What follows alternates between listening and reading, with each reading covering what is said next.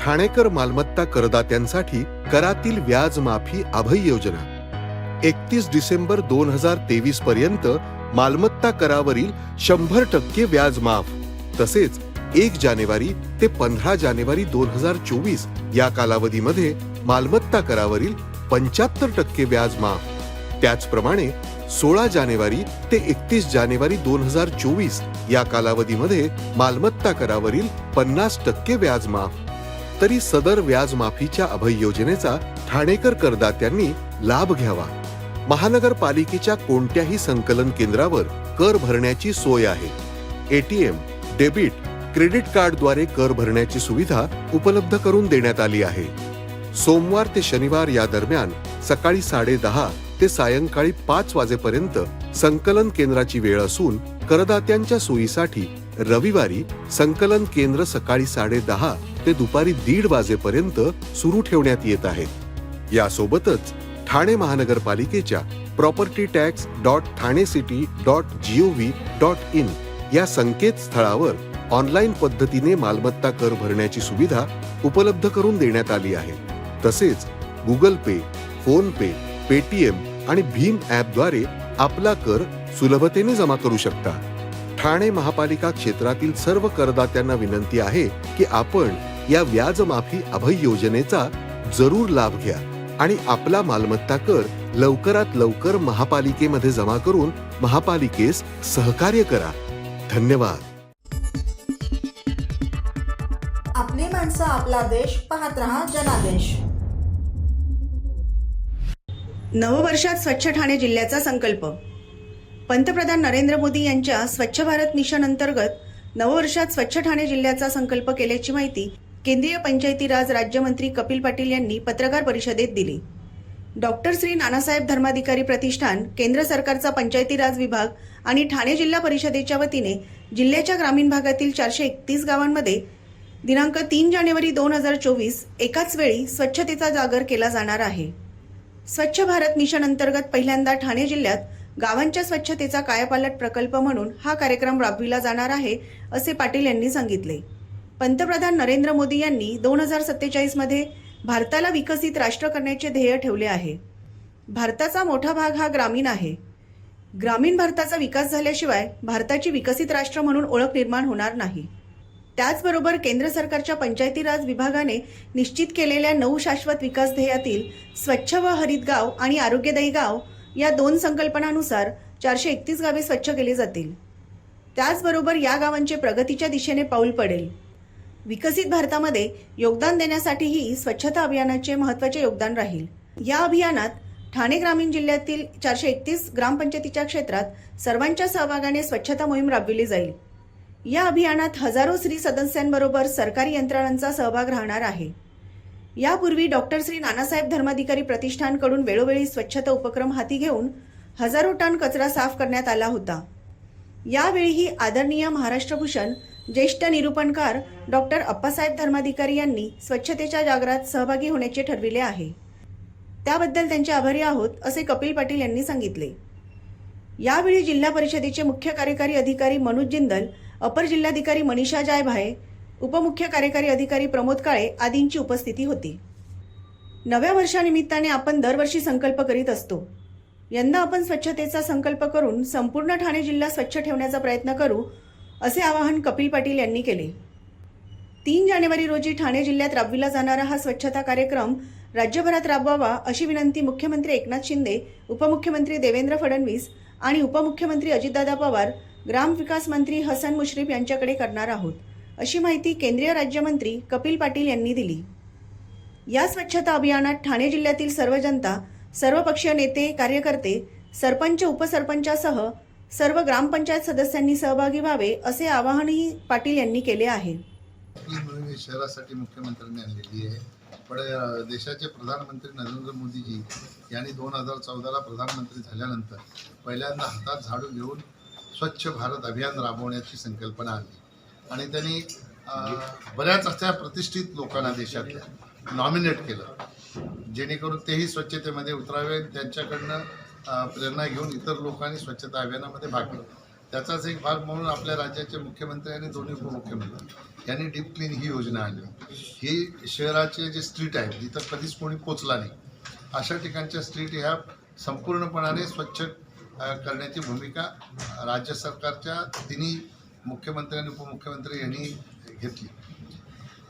निश्चितपणाने त्यालाच अनुषंगून देश पातळीवर हे अभियान राबवण्याची संकल्पना आहे. परंतु पहिल्यांदा पायलट प्रोजेक्ट म्हणून ठाणे जिल्हाधिकारी आणि CO यांच्याशी मी चर्चा केल्यानंतर ठाणे जिल्ह्यामध्ये 431 पंचायतीमध्ये पहिल्यांदा आपण हे स्वच्छता अभियान राबवूया. मग कधी राबवूया तर नवीन वर्षाचा काहीतरी संकल्प एक आपण करत असतो म्हणून माझ्या मनामध्ये आलं की आपण 1 जानेवारीला राबवूया. पण समोर असं आलं की नवीन वर्ष साजरा करण्यासाठी बरेच लोक बाहेर जातात, 1 तारखेला परत येत नाही. मग आम्ही 3 तारखेला नेलं.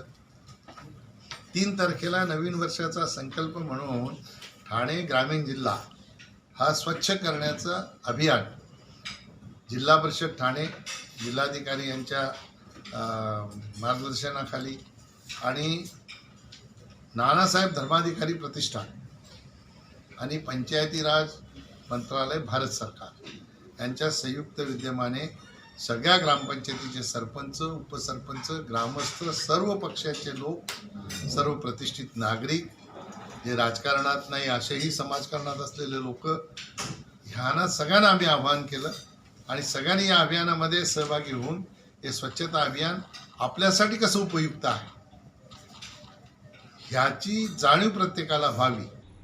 ब्युरो रिपोर्ट, जनादेश. आपली माणसं, आपला देश, पाहत रहा जनादेश. राष्ट्रवादी काँग्रेसच्या ठाणे शहर मतदारसंघातील 137 पदाधिकाऱ्यांच्या नियुक्त्या जाहीर. राष्ट्रवादी काँग्रेसचे राष्ट्रीय सरचिटणीस तथा माजी गृहनिर्माण मंत्री आमदार डॉक्टर जितेंद्र आव्हाड यांच्या आदेशानुसार राष्ट्रवादी काँग्रेस ठाणे शहर जिल्हा अध्यक्ष सुहास देसाई, कार्याध्यक्ष प्रकाश पाटील आणि युवक अध्यक्ष विक्रम खामकर यांच्या मार्गदर्शनाखाली 148 ठाणे शहर विधानसभा क्षेत्रातील 137 पदाधिकाऱ्यांना नियुक्तीपत्र देण्यात आले. ठाणे शहर मतदारसंघ अध्यक्ष महेंद्र पवार यांनी आपली कार्यकारिणी जाहीर केली. ही कार्यकारिणी जाहीर करताना पक्ष संघटनेची बूथनिहाय रचना करण्यात आली आहे.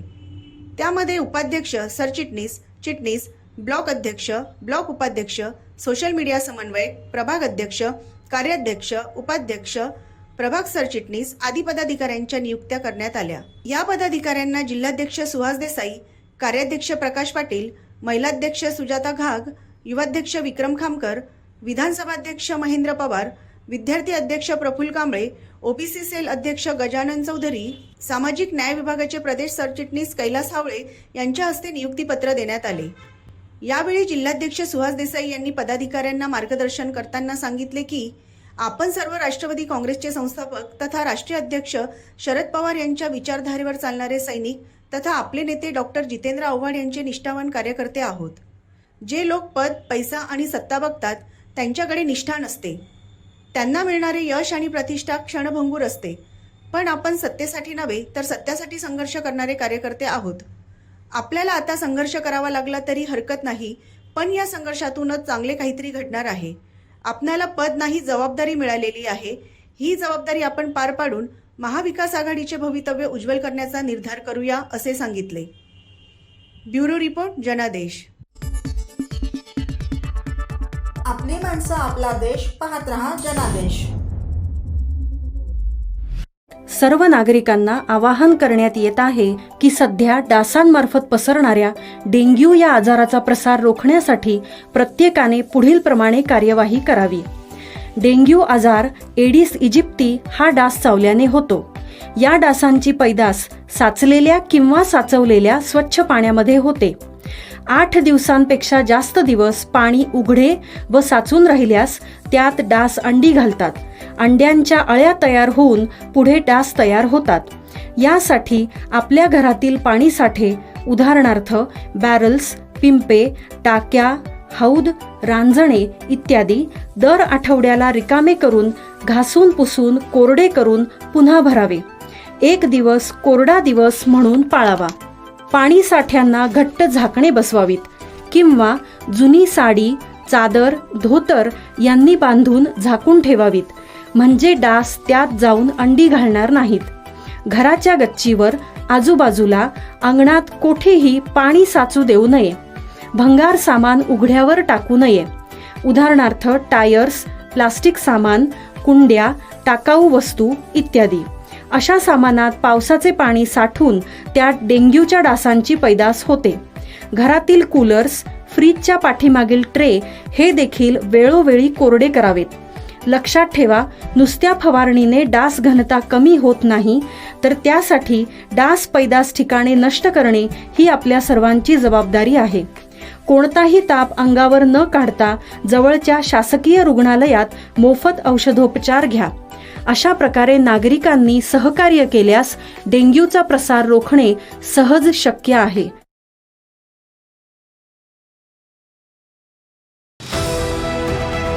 TJSB सौर शक्ती कर्ज, गो ग्रीन, करा वीज बिलावर बचत.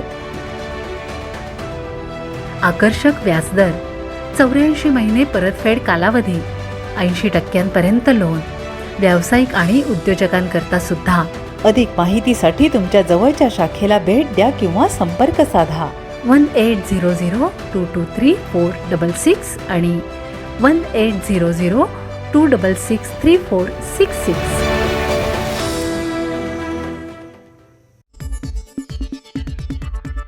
आपली माणसं, आपला देश, पाहत रहा जनादेश. ठाणे शहरात अक्षता कलश पूजा मिरवणूक संपन्न. भाजपच्या वतीने व दत्ता गाडगे यांच्या पुढाकाराने रविवार 31 डिसेंबर रोजी श्रीराम मंदिर अयोध्या येथून आणलेल्या अक्षता कलशाची निळकंठ महादेव मंदिर कोळशेत रोड, ढोकाई ते शंकर मंदिर, मनोरमा नगर या मार्गे निळकंठ मंदिर कोळशेत रोड येथून अक्षता कलशाची पूजा करून अक्षता कलशाची भव्य मिरवणूक काढण्यात आली. पूजा केलेला अक्षता कलश शंकर मंदिरात दर्शनासाठी ठेवला होता. सर्व स्वयंसेवकांनी व नागरिकांनी मोठ्या संख्येने उपस्थित राहून सदर कार्यक्रमाची शोभा वाढवली. सदर मिरवणुकीत लहानापासून मोठ्यांपर्यंत सर्व मोठ्या संख्येने उपस्थित होते. सदर मिरवणुकीत राम, सीता, लक्ष्मण यांचे रूप घेतलेले बालक सहभागी झाले. तसेच लेझिम पथक, वारकरी असे अनेक जणही सहभागी झाले होते. सदर कार्यक्रमाविषयी अधिक माहिती भाजपचे दत्ता घाडगे यांनी दिली. जर बघितलं तर देशभर प्रभू श्रीरामचंद्राचं वातावरण चांगल्या प्रकारे झालेलं आहे. आपण जर बघितलं, जे अयोध्यामध्ये या 22 तारखेला श्रीरामाची प्राणप्रतिष्ठा होणार आहे, त्याला अनुषंगाने ज्या अयोध्येवरून अक्षता आलेल्या आहेत, अक्षता कलश आलेला आहे, त्याची ही मिरवणूक आहे. आपण जर बघू शकता की पालखी आहे, सगळ्या महिला आमच्या सजलेल्या आहेत. अक्षता कलश डोक्यावरती घेऊन सगळे आम्ही ही यात्रा काढतोय आणि येणाऱ्या 1 ते 15 जानेवारीपर्यंत ह्या अक्षता प्रत्येक घराघरामध्ये आम्ही पोहोचवणार आहोत आणि प्रत्येक नागरिकांना आम्ही निमंत्रण देणार आहोत की अयोध्येला येऊन आपण श्रीरामांचं, रामप्रभूंचं दर्शन घ्यावं आणि त्या सोहळ्यामध्ये आपण सहभागी व्हावं. 22 तारखेला सुद्धा आपण प्रत्येकाने, जसं दिवाळीला आपण आकाशकंदी लावतो, दिवे लावतो, त्याप्रमाणे माननीय पंतप्रधान नरेंद्र मोदीजींनी जे आवाहन केलंय त्याचप्रमाणे आपण प्रत्येकजण दिवाळी साजरी करणार आहोत. तर याचंही निवेदन आम्ही प्रत्येक घराघरात देत आहोत. जय श्रीराम. ब्युरो रिपोर्ट जनादेश.